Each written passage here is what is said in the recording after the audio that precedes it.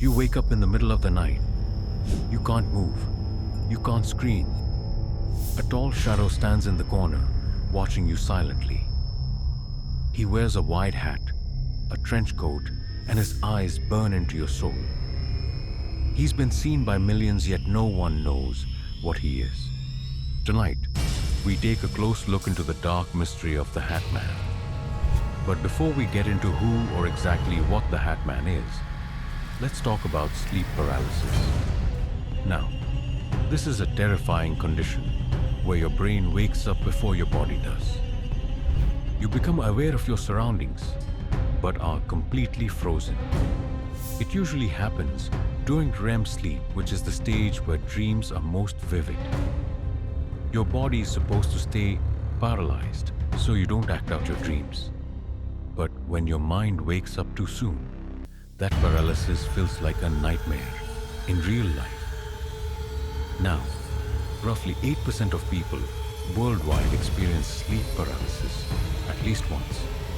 And here's where things get even creepier. Many of them report seeing the exact same figure. Not just a shadow, not even just a feeling, but the Hatman. This eerie figure is described by thousands across cultures and continents. And all of them have the exact same thing to say. Tall, faceless, or with glowing red eyes, wearing a wide hat and sometimes a trench coat. But unlike other shadow people, those blurry, fast-moving shapes, the Hatman doesn't move. He's clear, sharp, like he's really there, and he's not in a hurry to leave. He just stands there, watching. Some say he fades away slowly. Others say he disappears when they finally wake up. But one thing remains the same. His presence fills the room with pure fear. People feel like he wants to hurt them, or worse, take them. But how can so many people see the same figure if it's all just a dream? Let's travel across continents where the Hatman leaves the same chilling mark again and again. In the United States, Hatman sightings spike among those who suffer from trauma, PTSD, or insomnia. In the Philippines, sleep paralysis is known as bangungot, a demon sitting on your chest, stealing your soul. In African cultures, they believe evil spirits visit you during sleep. In Iran, it's called baktak, and the spirit is said to bring death if you don't fight back. Different names, different cultures.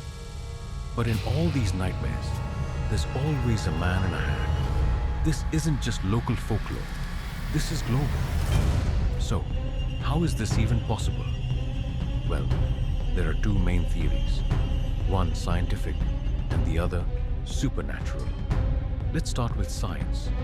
Psychologists believe the Hatman is a projection of our own fear. During sleep paralysis, the brain enters a fight or flight mode.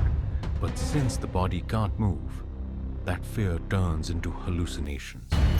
And because humans are wired to recognize faces and threats in the dark, we imagine a predator, a man, a shadow, a symbol of danger. The hat? It could be cultural. Maybe we associate hats with authority or danger, like an old school villain or a shadowy figure from dark films. But here's the catch. Children with no exposure to horror movies, people from remote villages with no internet, and even patients in psychiatric wards have reported the same exact man. Now, for the paranormal side. Many believe the Hatman isn't a dream, but a real entity. Some say he's a shadow demon. Others think he's a time traveler, an alien, or even the devil himself. There are claims that the Hatman appears before tragedies, before deaths, accidents, or even disasters, as if he's feeding off the pain, or warning you of what's coming. In 2002, a 12-year-old boy in Texas named Jacob began having episodes of sleep paralysis. He told his parents about a man in a hat watching him from the hallway. His parents insisted that it was nothing more than just bad dreams, but they were wrong. A few weeks later, Jacob started drawing the man he kept seeing. He wore the same black hat, had the same glowing eyes. Jacob even gave him a name, the Watcher. Then one night, Jacob's mom woke up suddenly and screamed. In the doorway of her bedroom stood a tall, dark figure wearing a hat. He didn't move. He didn't speak. He just watched. When Jacob's dad turned on the light, the figure vanished. 2 days later, Jacob's grandmother passed away. Strange? Maybe. But things got even creepier. That same week, their teenage neighbor crashed his car and fell into a coma. When he finally woke up, he told the nurses something terrifying. He said a man in a black hat stood beside his hospital bed and whispered in a low voice. Not yet. Coincidence? Or was the Hatman waiting for the right moment? Believe it or not, some celebrities have also said they've seen the Hatman. Demi Lovato, the famous singer, has talked about struggling with terrifying sleep paralysis for most of her life. She described waking up completely frozen and unable to move or speak. Every time, she would see a dark shadow man standing in the corner of her room. He didn't move. He didn't speak. He just stared. She said it felt like he was feeding on her fear. Chuck Missler, a writer who studied strange spiritual events, talked about the Hatman in his books. He believed the Hatman was some kind of dark spirit that shows up when people are weak or scared. Even horror movie director James Wan, who made the Conjuring films, is said to have used real stories of shadow people, especially the Hatman, as inspiration for his scary scenes. Some fans even believe that's why his movies feel so real. If the Hatman is just a dream, then why do so many famous people say they've seen him too? Not only that, but there's one thing many Hatman victims have in common: trauma. Abuse survivors, war veterans, addicts in withdrawal, and people going through extreme grief report higher rates of sleep paralysis and Hatman sightings. Some believe the Hatman appears when your soul is at its weakest and when your guard is down. Is he just a hallucination triggered by trauma? Or is trauma like a doorway and the Hatman is what's waiting on the other side? Some paranormal researchers believe the Hatman is part of a larger group of shadow beings. Unlike ghosts, who are said to be spirits of the dead, shadow people are thought to be interdimensional parasites. They don't want to communicate. They want to feed on your fear, your pain, your soul. So the Hatman may be the leader or even the collector. People who see him once often see him again, sometimes years later.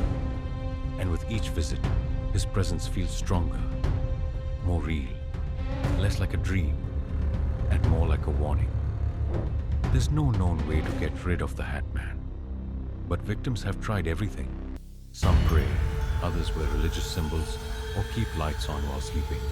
A few say changing sleeping positions or using sleep aids help. But the most common advice: face him. They say if you stare back without fear, he begins to fade. Like he loses power when you don't feed him your terror. But imagine that moment. You're frozen. Your heart is pounding. The Hatman is inches away, watching, waiting. And you're supposed to stare him down? Easier said than done. So, who is the Hatman? A shared nightmare? A spirit from another realm? A demon preying on the vulnerable? Or is he a warning? Something our subconscious sends to protect us from danger. One thing is certain. If you see him once, you'll never forget about him ever. Or the feeling that comes with it. Heavy, dark, and cold. Like death itself. Tonight, as you fall asleep, remember this. The Hatman doesn't need an invitation. He shows up when he wants. When you're weak, when you're silent, when the room is just dark enough. So if you wake up frozen and feel someone watching you, don't look to the corner, because he's already there. That's all for today. Drop a comment if you've ever felt someone watching you at night.